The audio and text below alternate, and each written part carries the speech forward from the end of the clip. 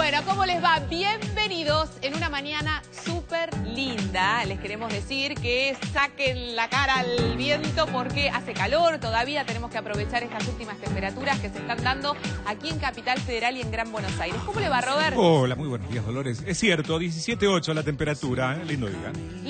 Lindo día para...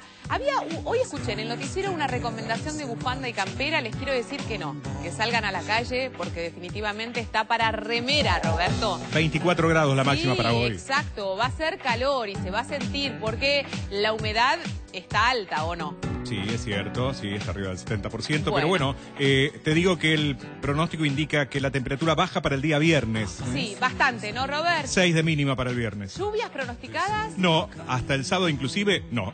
Hasta el sábado inclusive, no. Bueno, bárbaro. Les quiero recordar que están nuestros teléfonos disponibles, abiertos como siempre. ¿Y cuáles son? 4535-0705, 4535-0706 con el prefijo 011 para quienes llaman desde el interior. Y tenemos un mail, ¿cuál es? médicos@tvpublica.com.ar. Bueno, y a propósito de esta época del año, seguimos insistiendo como lo hacemos todos los días, que es muy importante aquellos que no se vacunan por la gripe A, que tomen las medidas preventivas correspondientes. ¿Cuáles son? Por ejemplo, lavarse frecuentemente las manos con agua y jabón, al toser o estornudar, cubrirse boca y nariz con un pañuelo descartable o con el ángulo interno del codo y lavarse las manos inmediatamente, evitar llevarse las manos a los ojos, la nariz o la boca, evitar acercarse a personas con síntomas de gripe, tener una alimentación variada y descansar un número suficiente de horas diarias, ventilar y permitir la entrada de sol en la casa, oficina y lugares cerrados, Dolores. Bueno, una noticia importante que tiene que ver con la vacunación, que nosotros estamos insistiendo sobre los grupos de riesgo, que definitivamente se tiene que acercar a los hospitales públicos para que sean vacunados, que son las personas, son los bebés menores de 3 años, después aquellos que tienen patologías respiratorias que lo pueden hacer, de 6 a 65 años, que es la segunda etapa de vacunación que se está desarrollando en todo el país, que en Chubut, en la provincia de Chubut, ya hay más de 30.000 personas que se vacunaron contra la gripe. Y esto es una muy buena noticia que hay que resaltar, porque quiere decir que de a poquito todos nos empezamos a concientizar y empezamos a tomar medidas respecto a la gripe A para que esto definitivamente no sea una epidemia y que no sea una razón para la cual uno deba estar asustado y acongojado y demasiado susceptible con el alcohol en gel y con aquellas cosas que uno puede o no hacer y la utilización de barbijos, como pasamos el invierno pasado, que definitivamente no fue de lo más propicio. Ahora hay mucha información que ha surgido en el día de hoy, que tiene que ver con la salud pública, así que vamos a ir repasando ciertas cosas y le vamos a dar la bienvenida al doctor Berman en un inicio. ¿Cómo le va? Camine un poco más rápido, viejo, estás hablando... Él está hablando con el cámara, ¿entendés? Bueno... Están teniendo un poquito de técnica. ¿Te das cuenta? Bueno, apnea de sueño podría ser alarma de hipertensión. Sí, aclaremos dos cosas. Apnea del sueño significa situaciones en las cuales la persona, mientras duerme, deja de respirar. Habitualmente se asocia a obesidad y a personas roncadoras. Y se evalúa la severidad en cuanto a la cantidad de apneas que tiene, el número por cada hora, digamos, de sueño, y si está asociado o no a desaturación, o sea, que baje la cantidad de oxígeno en sangre. Hay estudios para hacer con esto. Lo que se vio es que hay un porcentaje alto de personas con apnea del sueño que tiene hipertensión arterial. Y eso es muy importante porque hay una hiperactivación del sistema autónomo, el sistema de la adrenalina del cuerpo, que genera que se produzca hipertensión. Por lo tanto, las personas que tienen diagnóstico de apnea del sueño también tienen que buscar que tengan hipertensión arterial, que muchas veces es una enfermedad bastante silenciosa y que no nos damos cuenta hasta que nos tomamos la presión arterial. Que esto arterial sirva simplemente como un indicador de que hay que seguir investigando y que la hipertensión puede ser un problema que pueda tener este tipo de personas. Y también es verdad que muchas veces el diagnóstico de apnea del sueño lo hace la pareja, porque la persona duerme y no se da cuenta. Entonces, la pareja dice, se asusta porque no está respirando. Es para controlar no solamente la apnea del sueño, sino también para tomar la presión arterial y buscar al médico para hacer el diagnóstico preciso. Gracias, Berman. Vaya a sentarse. Gracias. Le damos la bienvenida ahora al doctor Díaz, porque también hay una información muy importante que tiene que ver con algo que nosotros hablamos bastante seguido en el programa, que tiene que ver con el EPOC, ¿no? Que es una obstrucción respiratoria y que es una enfermedad crónica en general de los pulmones. Que se asocia básicamente al fumar. Bueno, al cigarrillo. ¿Y cuál es la noticia del día? Que hay un nuevo score, un nuevo test de 8 preguntas para objetivar esto a partir de los médicos. Pueden, a partir de que cada paciente contesta estas preguntas, pueden saber si tienen EPOC o no, junto con un análisis funcional que se llama espirometría. Esto es muy importante porque rápidamente podemos detectar signos de EPOC y darle un tratamiento efectivo al paciente y sobre todo convencerlo de que deje de fumar. Bueno, esto es importante porque en realidad son noticias de parámetros que van adquiriendo los médicos, como decía Guido recién también, el hecho de que las apneas también puede ser un indicador de que haya o que se esté sufriendo de hipertensión, que son elementos para llegar al diagnóstico temprano. Y más preciso, porque antes teníamos que esperar a ver qué es lo que refería el paciente y muchas veces no es claro. Esto es bien objetivo y nos permite hacer un diagnóstico más temprano y claro. Aparte, en general, muchos médicos nos dicen que al paciente le cuesta mucho descifrar lo que le está sucediendo. Entonces, estas guías de consulta para los médicos y para los pacientes son muy importantes. Y lleva pocos minutos. Ya vamos a estar hablando de los testículos en un ratito nada más, pero estas son informaciones del día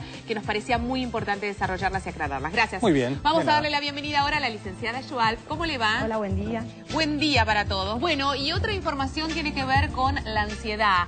Este problema que cada vez más personas sufren a diario y lo importante es que habría que diferenciar entre lo que es la ansiedad común, normal, que como siempre decimos, en algún punto es positiva porque nos hace levantarnos, nos hace progresar, nos hace movernos, y aquella ansiedad que se transforma en patológica. Sí, aquella que hace que nuestro sistema nervioso central, que es aquel que nos prepara para la huida y para la evitación de lo peligroso, no pare nunca de trabajar. Entonces llega un momento en donde todo el sistema se colapsa y llegamos a tener una distorsión de los estímulos que estamos percibiendo. Y entonces hay un trastorno que se llama trastorno de ansiedad generalizada, en donde no se puede puntualizar bien de qué la persona está ansiosa, sino que es un conjunto de un montón de problemas que la persona no puede parar. Es todo el tiempo la búsqueda de aquel motivo de ansiedad constante sin poder frenarlo. Y esto es que nuestro sistema nervioso central no para, no tiene descanso. Claro, no tiene descanso. Así que hay que tratarlo. Hay que tratarlo y hay que darle el lugar que corresponde y que amerite, porque definitivamente vivir y convivir con esta situación, esta realidad, es muy, pero muy dificultosa. Gracias, Vale. Nos vamos a ir sentando todos y les quiero recordar que hoy estamos hablando de los testículos. Por eso, que si tenés alguna consulta respecto a este tema, vamos a hablar de todo aquello que afecta a los testículos, también de la parte emocional que significan los testículos para los hombres. Por eso les recordamos nuestros teléfonos, Robert. 4535-0705, 4535-0706 con el 011 para los que llaman desde el interior.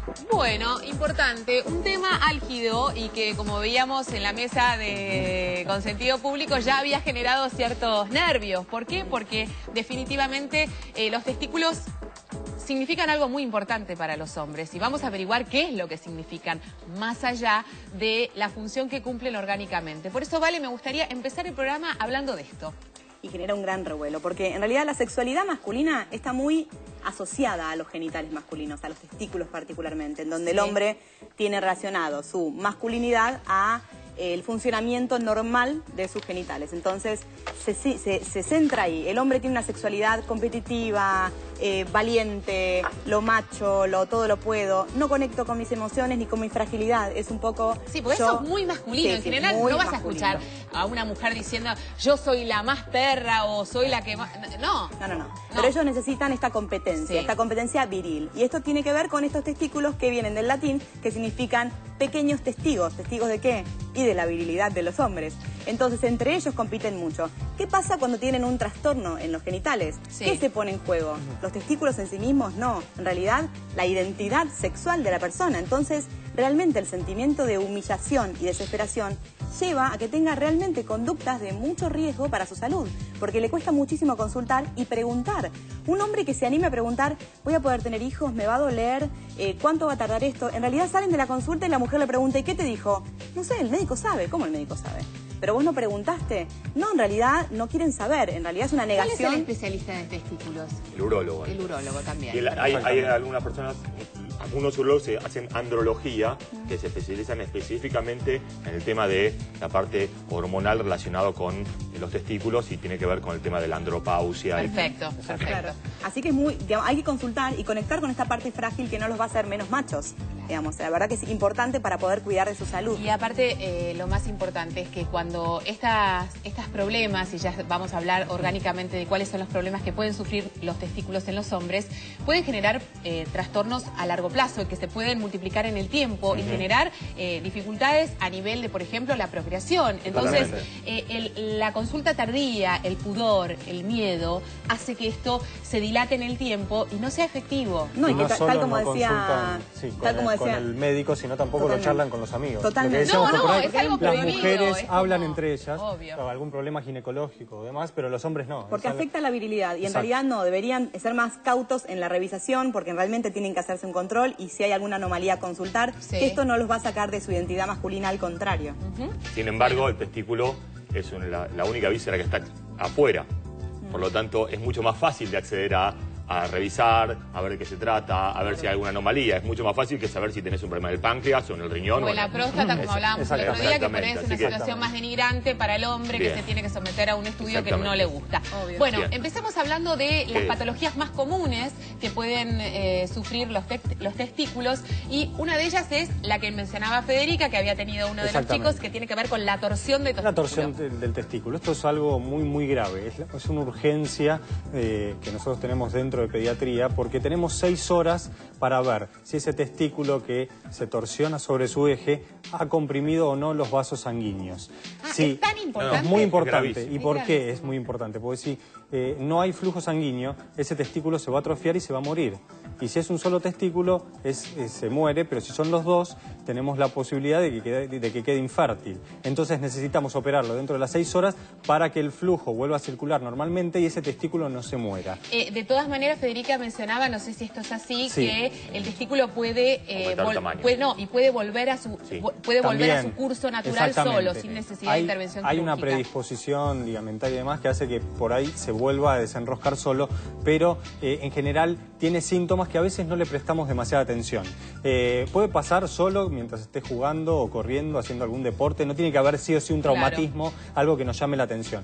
Y es muy importante porque en general el testículo está más retraído, ¿sí? En general tiene un mayor tamaño y puede tener algún cambio de color. Y en general duele. Por eso decía que tenía ese tamaño tan grande y que el nene andaba caminando. Obviamente. Exactamente. Entonces lo que hay que hacer sí o sí es una ecografía que mida el flujo sanguíneo, o sea, un ecodoppler. Descartando que haya buen flujo sanguíneo, lo que se hace es control y analgésicos, pero si no hay que operarlo sí o sí. Bueno, vamos a explicar cuál es la función que cumplen los testículos. Más allá de los problemas que pueden tener, cuál es la función que cumplen y por qué son importantes. Bien, los testículos cumplen básicamente 2 funciones. Una es la de fabricar los espermatozoides, que son las células germinales para poder tener hijos, para poder procrear, ¿de acuerdo? Que son los que se van a juntar con el óvulo de la mujer y van a formar un ser humano. Esa es la primera función. La segunda función es una función endocrina, es decir, fabrican... Lo voy a llamar a mi casa para que venga a explicar cómo se tienen los bebés, lo voy a llamar al doctor Berman. Discúlpenme, ¿no? Porque él sonó así, ¿viste? Sonó tan crudo, digo... Se forma un ser humano. Bueno, muy bien. Huevos, cigota, por ejemplo. Está bien, se forma un ser humano. La semillita para que los chicos entiendan que están en casa. Bien. Y acá estamos. A ver, la otra función importante que tiene el testículo es la de fabricar la hormona sexual masculina, que son los andrógenos, la testosterona. Que a propósito de esto, y teniendo en cuenta lo que tiene que ver con la hombría, en el reino animal, la testosterona y también en el hombre es lo que da el aumento de la musculatura, el aumento de la fuerza, y por eso muchas veces en el reino animal hay una relación no por nada. No por nada, porque de hecho las mujeres al tener estrógeno desarrollan curvas y los hombres al tener testosterona desarrollan aumento de la musculatura y aumento de la fuerza. Eso genera los cambios relacionados con las especies. Entonces, esas son las 2 grandes funciones, ¿sí? Es muy importante. Y quiero marcar una cosa clave que tiene que ver para explicar por qué los testículos están afuera del cuerpo. Tiene una razón fundamental. ¿Por qué? Porque el testículo para trabajar y producir espermatozoides necesita estar entre 1,5 grados y 2 grados menos que la temperatura corporal. Entonces, por eso pasa que, después le voy a explicar lo que es el testículo ascensor, o cuando no baja el testículo. O cuando está en contacto con mucho frío. Mucho calor. Mucho calor. Los ciclistas, por ejemplo. Claro, o el varicocele, que después lo vamos a hablar. Pasa que el aumento de la temperatura del testículo puede. Entonces es muy importante que esté... increíble lo que uno aprende, ¿no? Lo que es la temperatura. Maravilloso. Por eso es tan importante que esté fuera del cuerpo y que tenga esa cierta refrigeración, porque es la temperatura necesaria para que fabrique bien los espermatozoides. Perfecto. Bueno, hay una muy buena noticia que también nos importaba resaltar y que tiene que ver con la posibilidad de que en el Hospital de Clínicas se realizó la primera operación 3D. Guido, y quiero que me expliques de qué se trata puntualmente. Bien. Estamos viendo imágenes de quirófano de alta tecnología. Bien, el tema es el siguiente. Normalmente cuando se hacen las cirugías laparoscópicas o cirugías en las cuales no se accede, no se abre, por ejemplo, un abdomen para mirar que uno tiene visión tridimensional propia con su vista, uno lo que ve es a través de un televisor. Y el televisor es 2 dimensiones, no es 3 dimensiones. Lo que se implementó es un casco especial que se pone con esas dos camaritas delante de los ojos de los cirujanos, que permite recuperar la visión tridimensional en el momento que uno está mirando. Con lo cual, esto, más allá de facilitar el desarrollo de la cirugía, lo que puede ser es acortar los tiempos, ¿sí? Esto es muy importante, parece ya medio robótico, ¿no? Todo, digamos, no, es increíble, es maravilloso. ¿no? Los médicos no solamente tienen que estudiar el cuerpo humano y saber cómo curar, sino también adecuarse a la tecnología maravillosa. Pero bueno, es interesante cómo esto es un paso tecnológico que favorece el desarrollo de la medicina de una manera muy importante, porque lo que va a generar es acortamiento de los tiempos quirúrgicos y posiblemente menor complicaciones y mejor resolución. Obvio, bueno, es maravilloso. Una muy buena noticia que nos importaba resaltar. Esto se realizó en el Hospital de Clínicas, en un hospital público. Ya se realizó, reiteramos, la primera operación en 3D. Ahora sí, hacemos la primera pausa. Hoy estamos hablando de los testículos, de las patologías más comunes. Estamos aprendiendo una cantidad de cosas que las mujeres seguro no sabíamos. Así que les recordamos, por si ustedes tienen dudas, cuáles son nuestros teléfonos. 4535-0705, 4535-0706, Dolores. Bueno, donación de órganos, muchas consultas y preguntas que uno tiene antes de poder llegar a una resolución.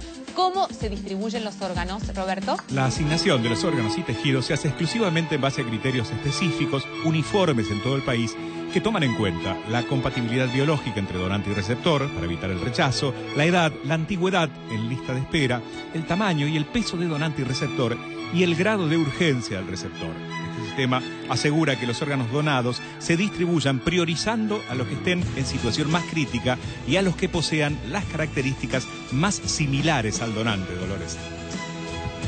Así me hacen. Pausa, enseguida volvemos. Estamos en vivo y esto es Médicos por Naturaleza. No te vayas. ¿Sabías que los testículos producen las hormonas masculinas y el esperma? Son dos órganos ovalados ubicados dentro del escroto, que es una bolsa de piel que se encuentra detrás del pene. Es fácil lesionar los testículos porque no están protegidos por huesos o músculos. Por eso es recomendable que los hombres y los niños usen suspensores al practicar cualquier deporte.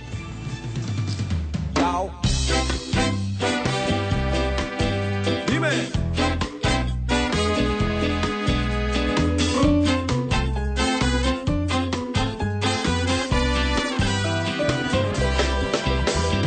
Noche de luna encarnizada, revuelvo mi corazón, ¿qué más puedo perder?